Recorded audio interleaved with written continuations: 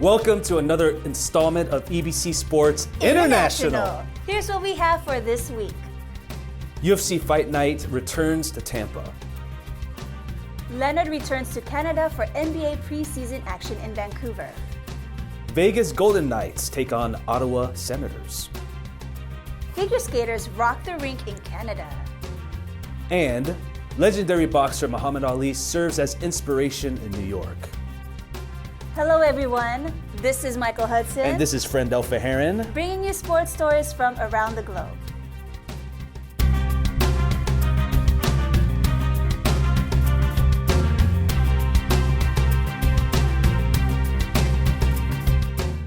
Thanks for being with us today. MMA fans in Tampa have waited 3 years for the return of UFC Fight Night at Amalie Arena. Here's Jay Rasquitas with the story. It's been 3 years since the UFC has graced Tampa, Florida, and MMA fans have come all over to witness Fight Night here at Amalie Arena, with the strawweight women's bout headlining the main event, as Michelle Waterson takes on Joanna Jędrzejczyk. Here are tonight's highlights. The UFC has always drawn in large crowds, and for UFC Fight Night 161, it was no different. The event did not disappoint the more than 10,000 attendees who packed Amalie Arena in Tampa, Florida on Saturday, October 12th, and watched the prelims to the main event. The prelims were filled with showdowns of up-and-coming mixed martial artists, with some matchups showcasing host state Florida fighters. Mike Davis, also from Florida, made the first knockout of the night on Thomas Gifford, who survived 2 major takedowns in the second round and 2 leg sweeps by Davis in the third round prior to a right hook knockout. Ecuador fighter Marlon Vera was awarded one of the 2 UFC's performance of the nights when he landed vicious elbows and punches on Andre Ewell, winning the TKO in this bantamweight bout. In the 6 bouts of the main card, 2 were split decision wins, 3 unanimous decisions, and 1 knockout. Florida native Nico Price earned the fastest knockout of the night when he landed a heel kick on James Vick in this welterweight fight. Price also was awarded the second performance of the night bonus, in which he recorded the 3rd all-time fastest finish in UFC welterweight history. No one thinks you're gonna hit him. You better watch out with me, man. You ever hear of a lioness? They fight with all 4 legs when I'm from their back? Come at me. In the only featherweight bout of the night, veteran Cub Swanson took Kron Gracie the distance with heavy body blows and consistent striking throughout the 3 rounds. The bout was also declared as the fight of the night by the UFC. After Swanson's TKO on Gracie, he shared his game plan. I was more planning on throwing straight punches to his body to create distance, but he was covering so high. He had a really high defensive guard, so I was like, all right, I'm just gonna, load up and throw as hard as possible and see what happens. With the victory, Swanson ties Max Holloway at 16 wins, the second most wins in featherweight history. Being in the record books is also something that says, hey, I'm not just just a fighter that goes in there scraps every time. Like I've put up big numbers. I've dedicated my life to this. In the main event, the karate hottie Michelle Waterson faced a confident Joanna Jędrzejczyk. The strawweight bout also went the distance. Jędrzejczyk landed some significant strikes on Waterson, including thrust kicks and elbow shots. However, Waterson caught Jędrzejczyk with a rear naked choke attempt in the 3rd and 5th rounds, but Jędrzejczyk escaped. After the final bell, the judges scored unanimously for Jędrzejczyk. After the fight, an emotional Waterson spoke about her loss. I don't think anybody steps into the octagon with the idea of losing, but just the fact that the crowd was still cheering and behind me, it fills my heart, and it lets me know that I'm on the right track. That's fight game, that's life. Can't win them all. Joanna was seen in crutches after the fight. That's a tough business, and honestly I don't like myself from the octagon being injured with the crutches, but It's my job. I'm very blessed and happy to fight for the EFC, the best MMA organization in the world, and how thankful I am, for having so much trust in me and Michelle and women's MMA. That's amazing. The next fight night takes place in Singapore on October 26, where Ben Askren takes on Damian Maia. Signing off from Amalie Arena here in Tampa, Florida, I'm Jay Raskidas, always one with 25. Thank you, Jay. While UFC fans in Tampa had to wait 3 years for the return of MMA fighting, it's been 18 long years since Vancouver last had its own NBA team. As part of their NBA Canada series, preseason action returned to Vancouver as the LA Clippers took on the Dallas Mavericks. Jolty takes us to Rogers Arena for the action. Jolty? Tonight's sold-out game between the heavily favored LA Clippers and the Dallas Mavericks proved how much the city of Vancouver loves the NBA. The return of reigning NBA Finals MVP Kawhi Leonard showed that the former King of the North is still loved by fans in Western Canada. The Dallas Mavericks defeated the Los Angeles Clippers 102-87 as the NBA Canada Series returned to Vancouver. Leonard scored 13 points in 22 minutes while adding 3 rebounds and 2 assists in his first return to Canada since signing with the Clippers in the offseason. Leonard spoke about his return and the appreciation Canadian fans have shown him. It's a great basketball town, great city. You see how they came out tonight, full building. So, it was great just to be back. Just going around in the summertime. Even after me signing with the Clippers, Canadians came up to me that are in America or vice versa. When I was out there, they said thank you for everything I've done. They were very nice people. Leonard wasn't the only one who praised the fans in Vancouver. Mavs head coach Rick Carlisle talked about the city's love for basketball. The crowds in Vancouver have always been great. They've always been extremely enthusiastic about NBA basketball. It's been a long time since I've been here. It's great to be back and see what a beautiful city it is again, and also to play in front of a crowd like this. Although most fans were excited about the NBA bringing a preseason game to Vancouver this year, it was clear what the crowd really wanted during the fourth quarter. The entire 17,000 plus fans at Rogers Arena began chanting "We want Grizzlies" in unison to show the NBA that Vancouver is ready and willing to take on another NBA franchise.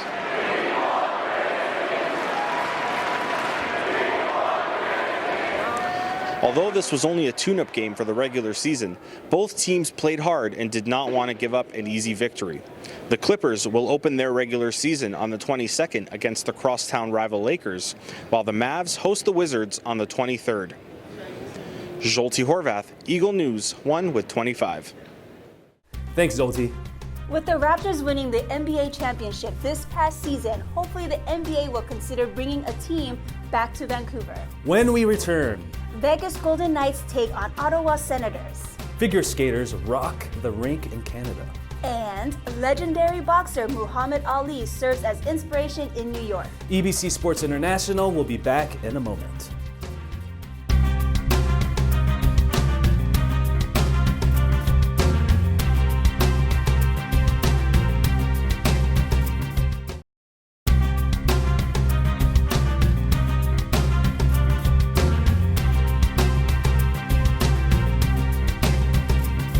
Welcome back to this edition of EBC Sports International. Formerly of the Ottawa Senators, Mark Stone probably had this game circled on his calendar. Let's see how his team and himself fared up against the Golden Knights of Las Vegas. Here's Brian Sanson with the recap. With the Vegas Golden Knights securing a win against the Ottawa Senators on a shootout, the Golden Knights continue to work towards reducing turnovers and tightening their defense. On the other side of the puck, the struggling Senators are continuing their rebuild after trading away Mark Stone. Here's what the coach and players have to say.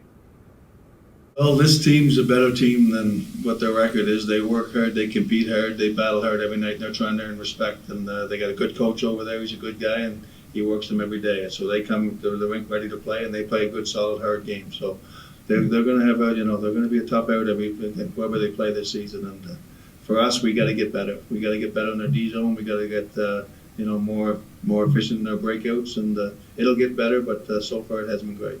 When Ennis scored there to go up, I saw a few too many smiles on the other side of the bench. So I was pretty happy for Theo and Marshy to seal the deal.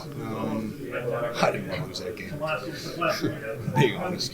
I think every night's different, right? I think tonight we played well. We had the puck that maybe had some shots from the outside a bit.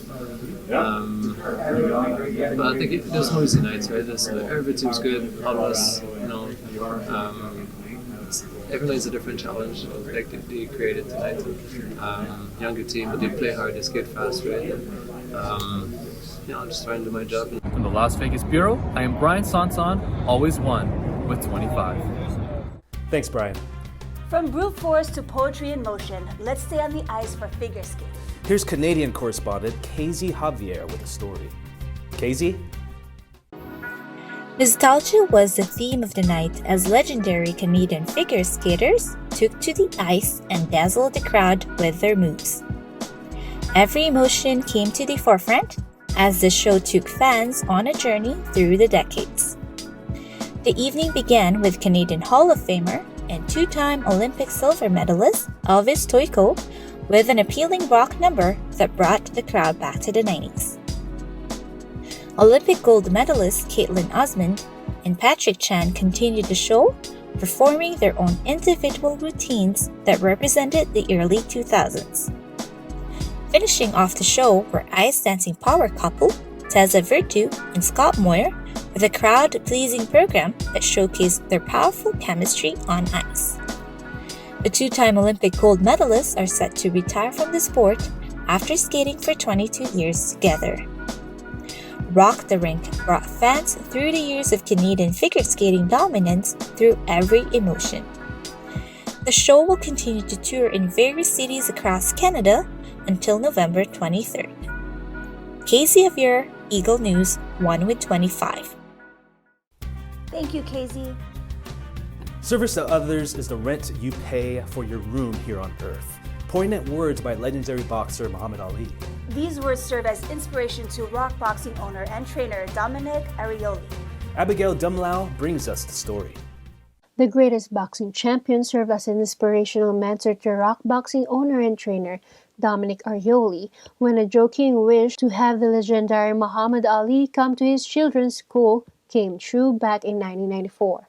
I'm a big fan of Muhammad Ali, and I think a lot of him as not only a boxer but as a person. We had a new facility, our new gym opened at the school, and we wanted to celebrate it by getting a celebrity.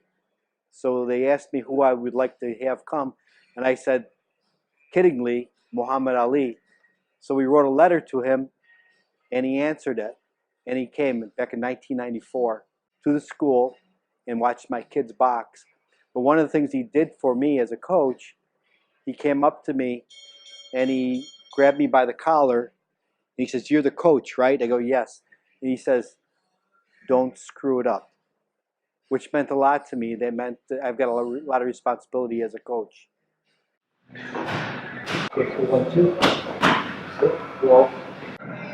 One of the quotes from Muhammad Ali, which I try to live with, is service to others is the rent you pay for your room here on earth. And you need to give back. I have a program that I've been doing for almost 3 years now. It's with people with Parkinson's. And getting back to Muhammad Ali, he had Parkinson's also, and I experienced that when he did come to our high school. And I was in the ring with him, and I remember, I'll never forget, helping him into the ring, and he was trembling, and here was the great champion. He climbed through the ropes to get in the ring to wave to the audience. And then when he got in his stance and started throwing punches, the Parkinson's went away, and he was back to being the champ. So with that in mind, and he means so much to me, I dedicated my program to him to help people with Parkinson's, because that gives them a little hope. It doesn't cure the disease, but it makes them feel better, gives them confidence. Arioli continues to serve the Rochester community through boxing. always inspired by the legacy Ali has made throughout sports and his philanthropic works. For Eagle News, I'm Abigail Dumlao, 1 with 25. Thank you, Abigail. You know, it's always nice to hear inspirational stories about, how we can impact the community and pay it forward, don't you think? Right.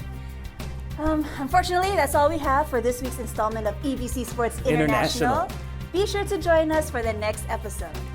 But before then, make sure you visit our websites at www.eaglenews.net and www.eaglenewslive.com. Like us on Facebook. Follow us on Twitter at twitter.com/EagleNewsPH. It's been a pleasure, and we thank you for joining us. I'm Fredel Beharan. And I'm Michael Hudson. And we are 1 with 25.